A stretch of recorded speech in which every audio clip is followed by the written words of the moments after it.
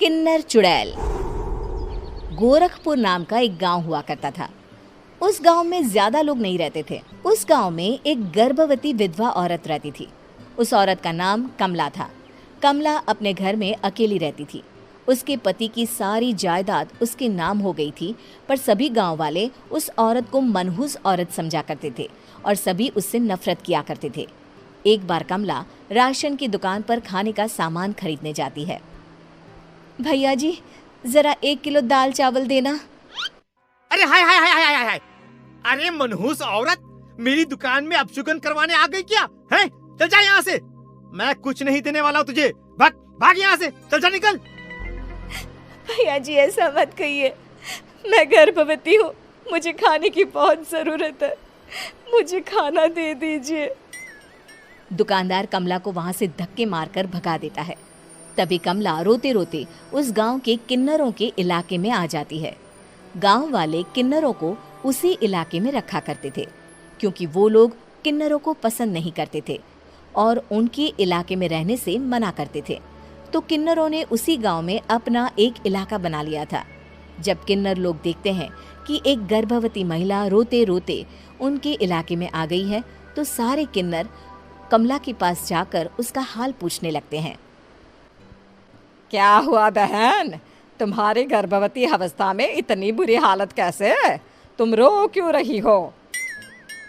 तुम डरो मत, हम तुम्हें कोई नुकसान नहीं पहुंचाएंगे। तुम शांत होकर सब बताओ कि हुआ क्या है। मैं कमला हूँ।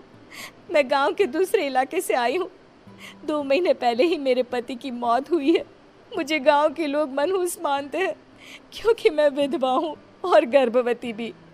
वहाँ के लोग मुझे खाने के लिए कुछ बेचने के लिए भी तैयार नहीं, जिससे मेरा गुजारा नहीं हो रहा था। कोई बात नहीं कमला, हम तुम्हारा ख्याल रखेंगे। किन्नर लोग कमला को एक खाली घर में रहने के लिए जगह दे देते हैं और उसकी देखभाल भी करते हैं। कुछ ही महीने बाद कमला अपने बच्चे को जन्म देती है, पर अफसोस, कमला बच्चे को जन्म देते ही अपनी जान गंवा देती है। जब सब किन्नर बच्चे को देखते हैं तो बहुत खुश हो जाते हैं, क्योंकि वो बच्चा भी किन्नर ही था। कमला ने एक किन्नर बच्चे को जन्म दिया था। अब इस बच्चे की देखभाल कौन करेगा? हम तो इस बच्चे को गांव के दूसरे इलाके में भी नहीं भेज सकते। और तो क्या हुआ, इस बच्चे की माँ नहीं रही तो हम इसे पालेंगे। अब ये हमारे इलाके में रहेगा, हमारे साथ रहेगा। फिर वो किन्नर उस किन्नर बच्चे को गोद ले लेते हैं, उसका नामकरण कराते हैं। उस किन्नर बच्चे का नाम शक्ति रखा जाता है। देखते ही देखते शक्ति बड़ी होने लगती है। उसके रंग रूप बहुत सुंदर थे। वो बहुत सुंदर किन्नर दिखती है।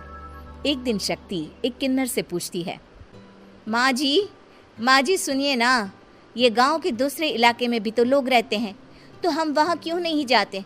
हम उनसे अलग क्यों रहते हैं? शक्ति, क्योंकि वो लोग हमारे जैसे नहीं, वो लोग हमें पसंद नहीं करते, इसीलिए हम उनसे अलग रहते हैं।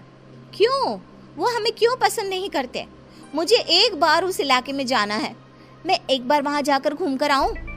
शक्ति, खबरदार, जो तू उस इलाके में कभी भी गई तो अपनी जान नहीं गंवाना चाहती तो उस इलाके में कभी कदम भी नहीं रखेगी, समझी?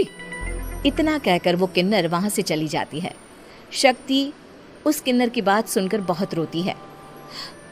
माँ जी, ऐसा कैसे कह सकती है? उन्होंने इतनी सी बात के लिए मुझे इतना डांटा। अब तो मैं उस इलाके में ज़रूर जाऊंगी।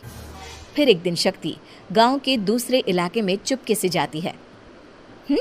ये लोग तो हमारे जैसे ही इंसान हैं, तो ये हमसे नफरत क्यों करते हैं?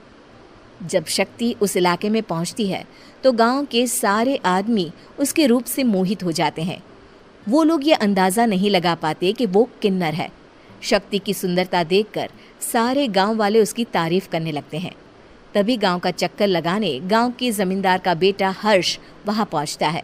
हर्ष भी दिखने में बहुत सुंदर होता है। जब हर्ष ने शक्ति को देखा तो वो भी उससे मोहित हो गया, और जब शक्ति की नज़र हर्ष पर पड़ी तो वो हर्ष को देखकर मोहित हो गई। आपको पहले कभी इस गांव में देखा नहीं। इस गांव में आप नए हैं क्या? जी नहीं, वो मैं बस। तभी शक्ति बोलते बोलते रुक जाती है और मन में सोचने लगती है, अगर मैंने इनको बता दिया कि मैं दूसरे इलाके से आई हूँ, तो तो वो समझ जाएंगे कि मैं किन्नर हूँ, इसलिए मुझे इनसे झूठ ही बोलना पड़ेगा। शक्ति हर्ष को कहती है, जी हाँ, मैं इस गांव में नई आई हूँ, यहाँ अकेली रहती हूँ। वैसे आप कौन है? आप भी इसी गांव में रहते हैं? जी हाँ, मैं इस गांव के जमींदार का बेटा हूँ। आपको किसी भी चीज की जरूरत पड़े तो आप मुझे बता देना, मुझे अच्छा लगेगा। ऐसे ही शक्ति और हर्ष एक दूसरे से रोज मिलने लगते। वो दोनों अपने प्यार का इजहार करने एक दूसरे से मिलने जाते हैं। तभी शक्ति का पीछा करते करते एक किन्नर वहां आ जाती है। शक्ति, मैं तुमसे बहुत प्यार करता हूँ। मैं तुमसे शादी करना चाहता हूँ। क्या तुम मुझसे शादी करोगी?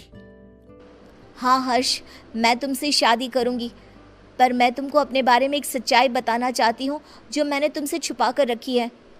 तभी उनके बीच में ही वो किन्नर आ जाती है। शक्ति, तेरी हिम्मत कैसे हुई ऐसा करने की? वो किन्नर शक्ति को खींचकर गांव के जमींदार के पास ले जाती है।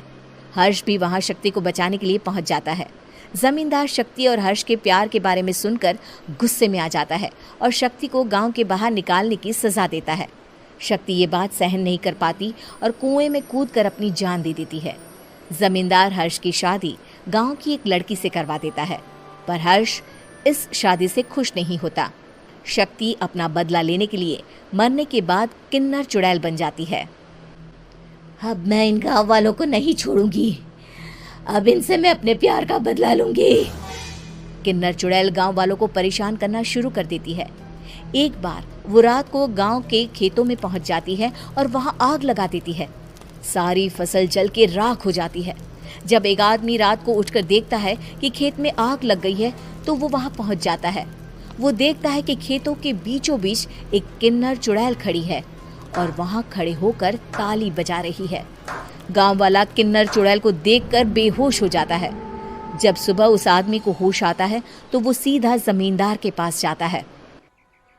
अरे जमींदार साहब, अरे वो किन्नर चुड़ैल ने मेरी सारी फसल जला दी। अब मैं क्या करूंगा? क्या होगा मेरा?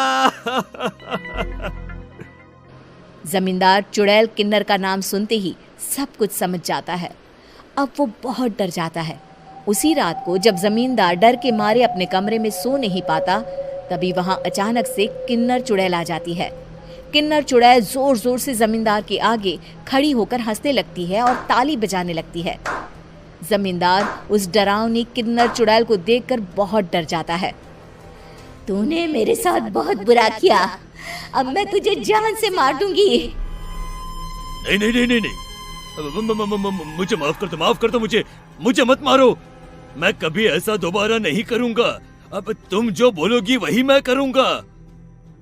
ठीक है, मैं चाहती हूँ कि किन्नर इलाका गांव के इलाके से जुड़े और गांव का कोई भी आदमी किन्नर समाज से द्वेष ना करे, उससे नफरत ना करे, नहीं तो मैं सारे गांव को मार दूंगी।